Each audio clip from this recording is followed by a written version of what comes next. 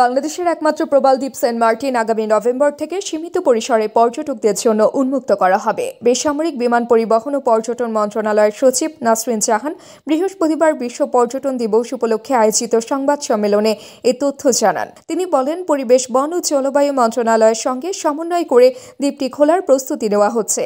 যেহেতু এটি জাতিসংঘ ঘোষিত হেরিটেজ এলাকা, তাই প্রবাল সহ সামুদ্রিক জীব বৈচিত্র্য সংরক্ষণকে সর্বোচ্চ গুরুত্ব দেওয়া হচ্ছে। পরিবেশ, বন ও জলবায়ু মন্ত্রণালয়ের সাথে আমরা একযোগে কাজ করছি। আমাদের ট্যুরিজম বোর্ড এই জাহাজ শিল্প, কারণ ট্যুরিজম খোলার আগে আমাদেরকে সকল বিষয়টা একাধারে যেমন পর্যটকদের নিরাপত্তা দিতে হবে, আর যেহেতু এটা আমাদের ইউএন ট্যুরিজমের একটা হেরিটেজ জায়গা, আমাদের প্রবাল সবকিছু সংরক্ষণের জন্য আমরা 1 নভেম্বর থেকে আশা করছি খুলব সীমিত, যেটা আমাদের 2000 করে প্রতিদিন যাবে। এবং এই বিষয়ে একটা সফটওয়্যার আমরা অলরেডি তৈরি করেছি।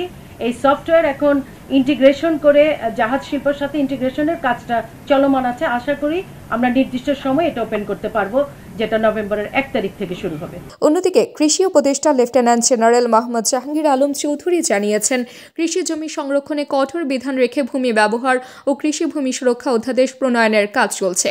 তিনি স্পষ্টভাবে উল্লেখ করেন, কোনো অবস্থাতেই ফসলের জমি নষ্ট করা যাবে না। ক্রমবর্ধমান জনসংখ্যার খাদ্য পুষ্টি নিরাপত্তা নিশ্চিত করতে কৃষি জমি রক্ষাকে সর্বোচ্চ গুরুত্ব দেওয়া হচ্ছে।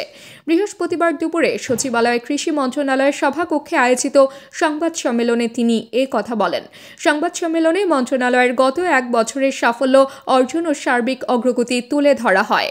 আগামী সপ্তাহের ভিতরেই আমরা এই মিটিংটা করে আমরা চূড়ান্ত অনুমোদনটা দিয়ে দিব।